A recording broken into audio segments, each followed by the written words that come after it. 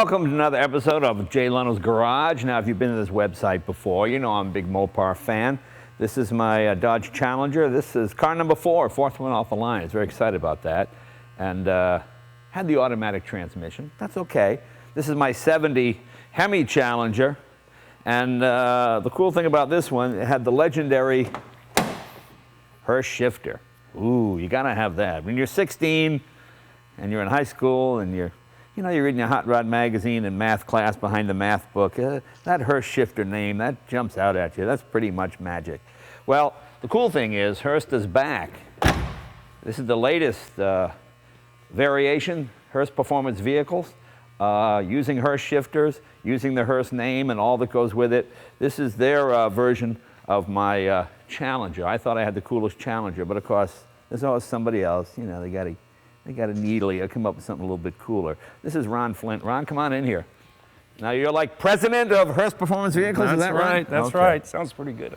Now, when I was a kid, of course, there was no more legendary name than Hurst. Having a Hurst shifter in your car, I mean, whatever the stock thing was, it was never as good. Hurst was one of the first car companies to build specialty production vehicles, and they did it for GM. I remember the 442, that was a big deal. Yeah. 69 442 was white and gold. That's the iconic bridge car that we used to create the concept for this first one. But Hurst built limited production cars for several years. They're now highly collectible. Yeah, yeah. And they stopped doing that in the 80s. And they actually built a few in there after the muscle car era stopped.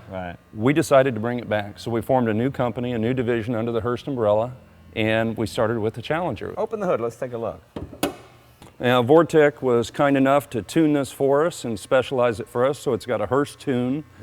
It's a Paxton-style supercharger that you'll remember going all the way back to the Studebakers like we were talking about. Well, when I was a kid, I remember the Shelby GT350 was pretty cool, and then they came out with a Paxton blower version of it with over 400 horsepower. And 400 horsepower in the 60s was unheard of. That was just, Hemi came the closest with 426. It's a nice-looking supercharger unit. How many horsepower are you getting now?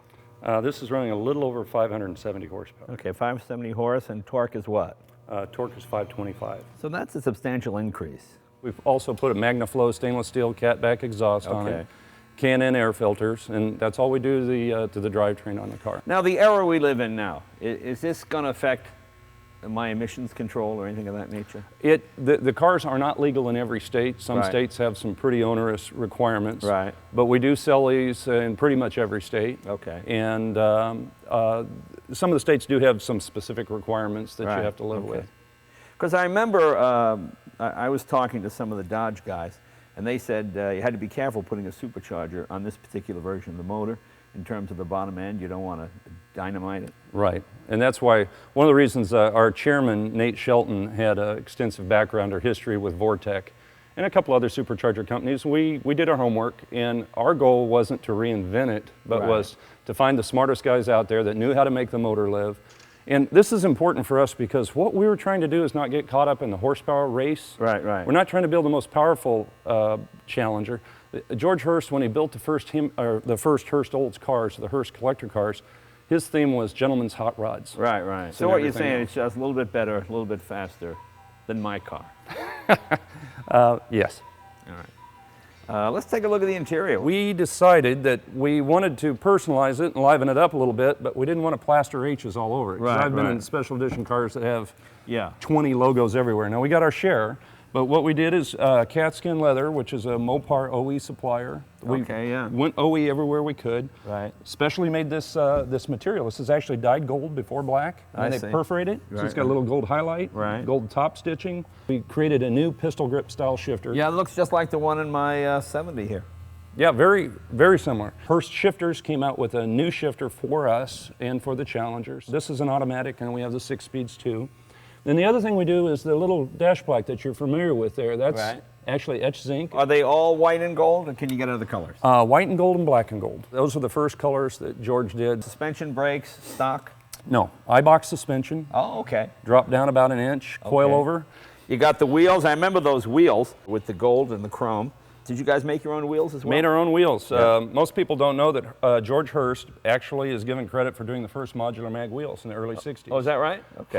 Highly sought after. They only built them a few years.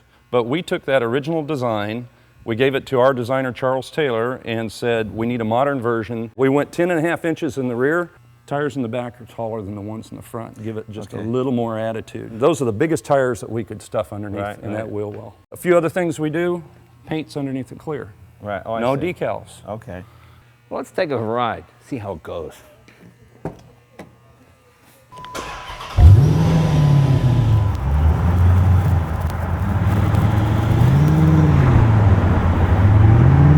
Those of us of a certain age, the Hurst name is legendary. When I was a kid, if your car had a Hurst shifter, and get any better than that. You're like the coolest guy on the block. And you've got this auto stick. You can downshift a little bit if you want.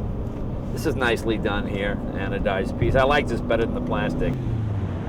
Once again, very solid feeling car. No rattles, no bangs, no clangs.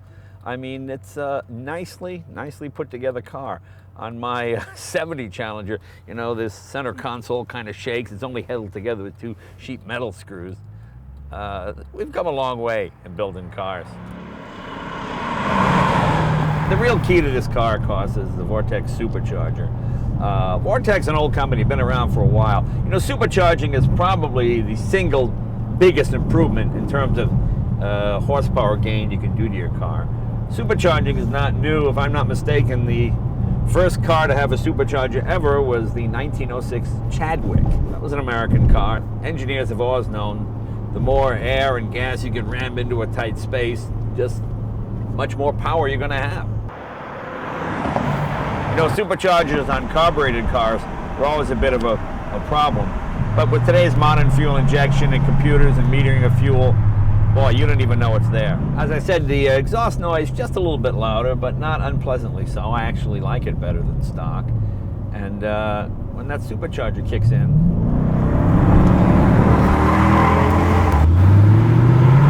I might just put one of these Vortex superchargers on mine. You got to keep up with the Hurstes, you know. But it's not peaky. It's not some cammy car, you know, with a supercharger on it that you can't drive. Feels totally stock. In fact, when you're not on the supercharger, you don't even know it's there. It just kind of eases in very nicely. Like right now, the supercharger's not clicking in. Now, see, you hear that? Yay! I love hearing those tires just trying to break loose, clawing at the tarmac. The guy in M3 BMW keeps pulling upside like he wants to race, and of course, that would be wrong. That would be irresponsible. We'd smoke him anyway. Hey, look, there's a guy taking our picture. How you doing? See, this car attracts attention. This really is a great driving car. I like the new Challenger. I thought they got it right the first time. You know, when this car was designed, Mercedes-Benz was involved, so you had your independent suspension, you got your European handling, and of course all the extra Hurst goodies just kind of dress it up a bit more. And the Eibach springs make a difference. You don't know who Eibach is. They're probably the best name in suspension. I think this car is right up there with the original Hurst credo, you know, the idea of making sort of a gentleman's hot rod. This is a car you could drive to work every day and still, you know, blow off a Mustang or two when you had to.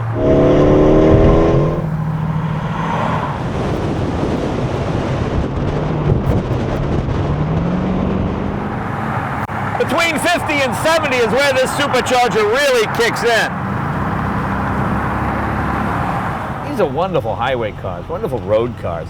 And the extra 150 horsepower, so it doesn't hurt anything at all. You know, this Dodge Challenger really is a great American car. I know people like to put down American cars, but I'm a big fan of it. It has the feel of the 60s muscle car, but unlike the 60s muscle car, it actually stops and goes around corners. You know, my 70 Challenger is a lot of fun, but all it does is go in a straight line. If there's any kind of wave in the road or there's a stop sign up ahead, oh! Really, you're in trouble. Whereas this thing handles, stops. You've got the best of both worlds. You've got the European suspension with the Eibach springs. You've got all the cool Hurst stuff, which harkens back to that supercar era. And then you've got the Vortex supercharger. But of course, the most important thing, will it do a burnout? Never underestimate the immaturity factor. Big, big part in selling cars.